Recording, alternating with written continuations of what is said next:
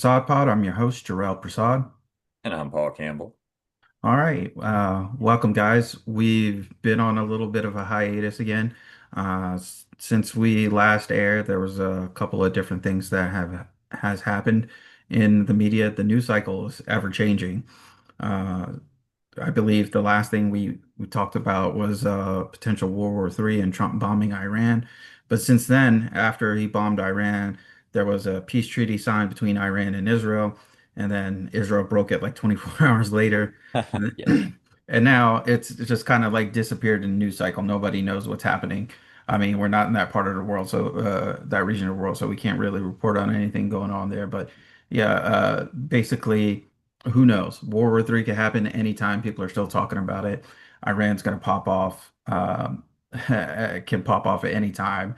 But who knows? But for now, the threat is quelled. There's nothing big going on in that sense. Before we jump into today's topic, I'm going to pose a fun question to you, Paul. It's been circulating the internet. Before there was the Okay. 100 men versus one gorilla argument. Now it's would you take $1 million or one Kamehameha? You could do one Kamehameha in your lifetime Oh, dang. or $1 million. Sheesh. Now this Kamehameha is only based on your power, so however strong or how much energy you That's could right. put into it, but you got a Kamehameha in your back pocket for World War III if it ever kicks off, or $1 million. I, What are you I taking? mean, that's a tough one. But I'd probably go with $1 million. But Really? I don't know if my power level would really do any damage. So I don't that's care the kicker. how weak the Kamehameha is. I'm taking the Kamehameha every time. There you go. Well, if Every I could time. do like, a Super Saiyan 3 level Kamehameha wave, then I might have to think about it. But if it's just me, you know, Yeah. What if I it's don't the know what my instant power level is. transmission one where you could Kamehameha and instant transmission and Yeah, that'd be nice. Yeah, instant transmission, if I could do it whenever I wanted. Now we're talking. I could do without the $1 million if I could teleport. yeah. But I mean, the $1 million sounds lucrative, but just to have that Kamehameha in your back pocket for whatever, you never know when you just well, might have to the Kamehameha wave somebody. the good news is in America we have this thing called the Second Amendment. So that's the you can have a personal Kamehameha on yourself at all times in case you're worried. Yeah. Okay, well, you heard it here first. You heard it here first, folks. Paul's gonna take the $1 million, and I'll take the And, Kamehameha. and I'll And put it into XRP.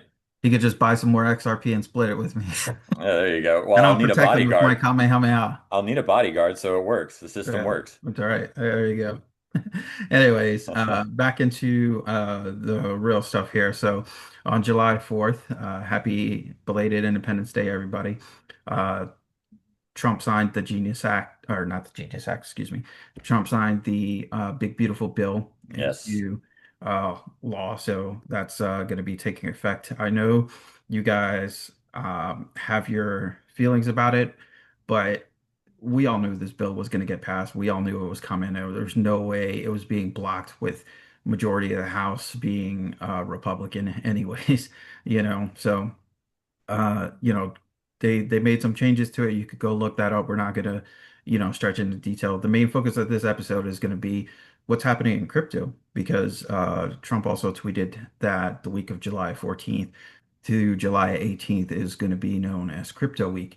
And Paul, if you want to share your screen. Yeah. And yeah, I know there's never going to be a perfect bill, just like we're never going to have a perfect government, but we got to take what we can get sometimes. And here we go. Oh, let me move this out of here. It is Crypto Week next week. Yeah. This is very exciting. So this is exactly the direction we want to be moving in.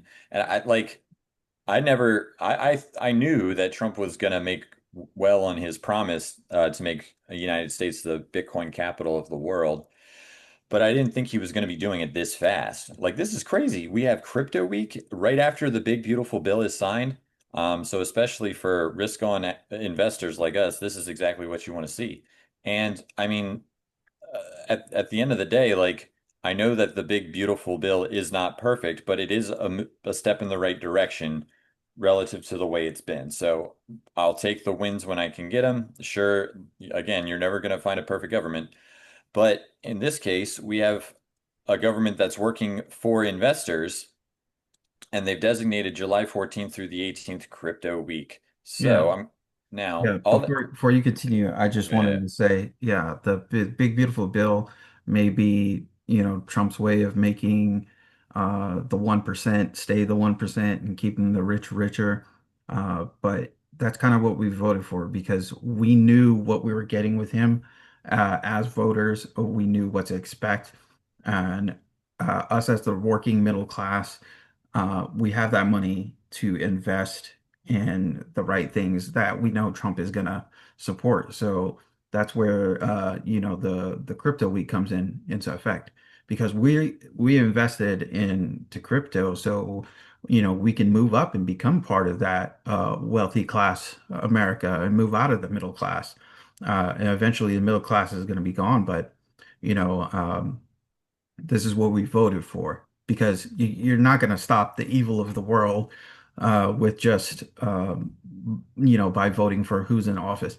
The people in office are way above our level of control anyways. There's nothing we can do to really manipulate what they do. We can voice our opinions all we want. We could talk about it, but why not from perspective of everyday American, why not take advantage of what that they're going to do and you benefit off of it, right? Right. Like we're stacking our pennies next to their dollars during this financial transition.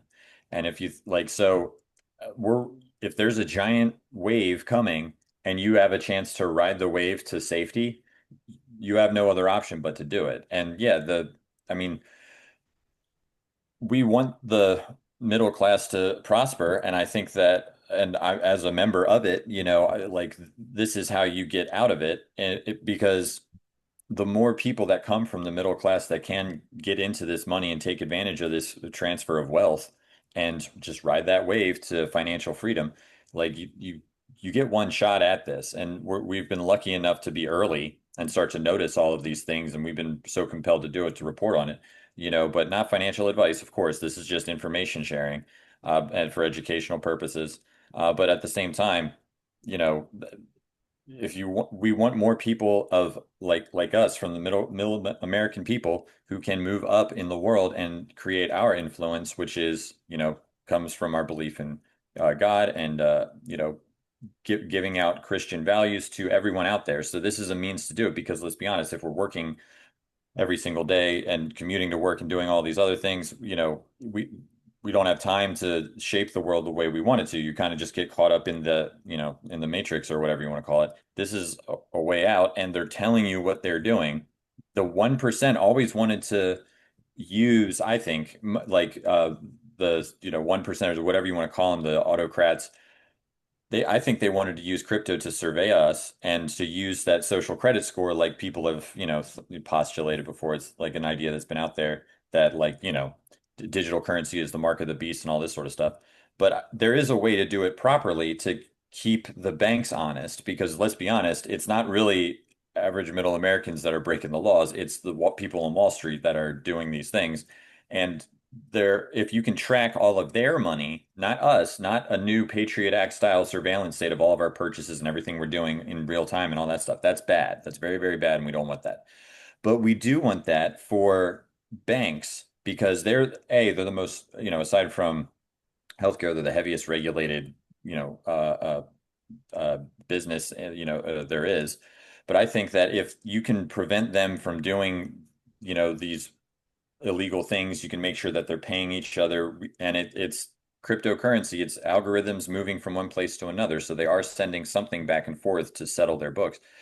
If you can track what they're up to, they are not going to be able to break any more laws and commit any more financial crimes, and they're not going to be able to destroy our wealth, which they seem to do every 14 years or whatever. There's a giant financial crash. Well, there may be one coming. There may not be. In the meantime, if you look at what I think they're doing is they're moving all of the money onto the blockchain, and I think they're going to use the XRP ledger, which will settle in XRP. And so if you buy them and get them while you can before they switch over to this, you can then influence the world in a way that's, more godlike, more Christ-like, and we're moving towards a higher consciousness and all that fun stuff. So sorry, getting really super broad here, but you're seeing it happen in real time, and it's really, really exciting. Yeah. So, a lot of big stuff happening with crypto. So what's going to happen is, um, during the week of July 14th to 18th, they deemed it as Crypto Week, which they're going to be releasing or voting on the Clarity Act, the Anti-CBDC Surveillance Act, and the Genius Act. Um, so all of these uh, uh, bills that they're trying to pass here help boost the usage of crypto. It helps boost the regulation of crypto. This is everything we've been talking about for the last year and a half, is that once all the regulations and stuff come into crypto, then you'll see all of the inflows and real world assets being tokenized. And then that's when you'll see XRP price like skyrocket. So, there's no secret that XRP is our biggest position, and we're basically XRP maximalists here. But I mean, pay attention to all these things. Also on note, Ripple applied for its banking license, so they're going to be, basically a financial institution themselves. And then you'll start seeing other institutions like Coinbase, Kraken, Uphold. They're going to apply for their banking license too. Hmm. So with all these playing out, pay attention. Like if you don't have your XRP bags packed, start building. Even if you could only buy, $5 worth of XRP today, not financial advice, but I would I would put any remaining money I have into it. Just keep on stacking, because one day that price is gonna explode into something astronomical. And I believe it was also this week that we saw another XRP glitch. Of It was $664,774. Six hundred 697,000 per Yep, XRP. And 697,000. Yeah. they, Could you but those imagine that? And they sound like made up numbers. They are possible if you tokenize the value of everything and you get access to the derivatives market, and they have access to the derivatives market through Hidden Road, the company they just acquired. yeah, and with these glitches, the price always glitches up. It never glitches down. You Right. notice they never give you a lower glitch for XRP. It's always something ridiculously high. And what I feel and what Paul feel is that they can be testing the market to, see if, or testing the system to see if Yeah, it can stress actually hold testing that it. price. Yeah. Yeah, So, then it's one of two things. It's they ran out of XRP and there was a supply shock on their on an exchange, right? So in other words, a bunch of people bought it so fast that they couldn't get it from the reserve into the account. So there's only like three left and people kept buying it, so it glitches up, right? That's the official reason why things glitch. But it doesn't that to me that is like okay, that sounds possible or plausible, but it's also like, well, why aren't you feed don't you have like a limit set, so once you get down to a certain, an account gets drained or whatever, can't you put more in? Is this for a full exchange? That it the supply demand shock doesn't make sense to me because I don't they wouldn't run out. It's like it would be like leaving the door open to your house and not locking it, like somebody's asleep at the wheel, so then the price glitches out. But we know a lot of these things are automated because it's all computers, right? So they know how to function properly. So I think it's they're stress testing it, and I think that's the logical conclusion because they have to see, well, if we're gonna tap into the 4.1 quadrillion valuated derivatives market, we XRP has to be an exorbitant price. And you can find people who will say it's going to go to $10. You can find people that are going to say it's going to go to $100,000 and everything in between. But I just you can see with Ripple applying to be a bank now, well, they're tired of waiting for banks to adopt the technology. So just become a bank yourself, and you don't need the banks now, right? mm, It's genius. yeah. And so. They applied for the banking license. I asked Grok, and it says it takes 12 to 18 months to get approved for a banking license. I would hope that Trump's friendship with Brad Garlinghouse and Stuart Alderoty over at Ripple, they might be able to grease the wheels and move that along a little bit faster and get that process going in a shorter amount of time. People fail to realize that, all these things happening this year and you're not seeing the price move. Yeah, oh, it's all this good news coming happening in XRP and you're not seeing the price move. Uh, it's gonna happen. All this stuff, all this positive news is gonna happen. So when they do flip that switch, that price shock is gonna be like, oh, I never believed it. So, just if you go to Brad's post real quick. Uh, yeah, Brad is telling everyone lock in at the end of that post that they're dropping uh, their cross appeal with the SEC, and they're focused on building the internet of value, and he's telling everyone to lock in. So that's what you guys need to do. You need to lock in and focus. And he's commenting on an article from their lawyer, Stuart Alderoty, their CLO, and where he's talking about they're going to end the case. The SEC and Ripple have agreed to just drop their appeals, and it's over with. The injunction was for past XRP sales. It has no bearing on future XRP sales. So even that is a wash. Just get done with the lawsuit, and hey, maybe it's as good a time as any. Maybe they settle the lawsuit during crypto week. You never know. Knowing this case, it's going to take 3 more months, but whatever, yeah. But at the end of the day, these are all the very extreme positive momentum things you want to see. The CEO, Brad Garlinghouse of Ripple says, lock in. I'm listening. Okay, I'm ready to lock in. We might be on the precipice. Hey, even if this is the start of laws and the price doesn't happen for a year because it takes longer for the things that we think that are going to happen. I've seen nothing to disprove my thesis that Ripple and XRP will be at the heart of the financial system in the coming years. I've only seen evidence to support that thesis. This is further confirmation of that. Timelines, dates, price appreciation, whatever. I don't know what all that's going to be, but I do know that all the things that support the idea, my thesis of Ripple and XRP are going to be at the heart of the financial system in the future is playing out in front of my eyes every day. And I think, and I know you see it too, bro. And we've got, to our people who watch our stuff, thank you so much for watching it, because we're all in this together. I know we've got a lot of XRP holders that listen to this. And hey, this is all the things that you would want to see for this future financial system to happen sooner rather than later. I don't want to put a price tag on it or anything or a date because, who can predict the future? But at the end of the day, this we're moving in the right direction and it's very positive.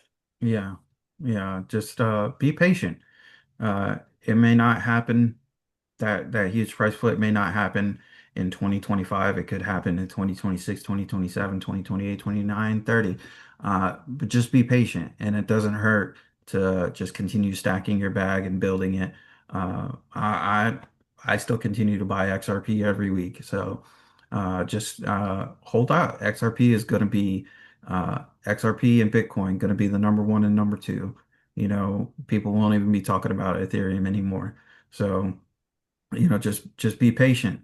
And we thank you guys for listening. And y'all have a good one, and we'll catch you in the next one.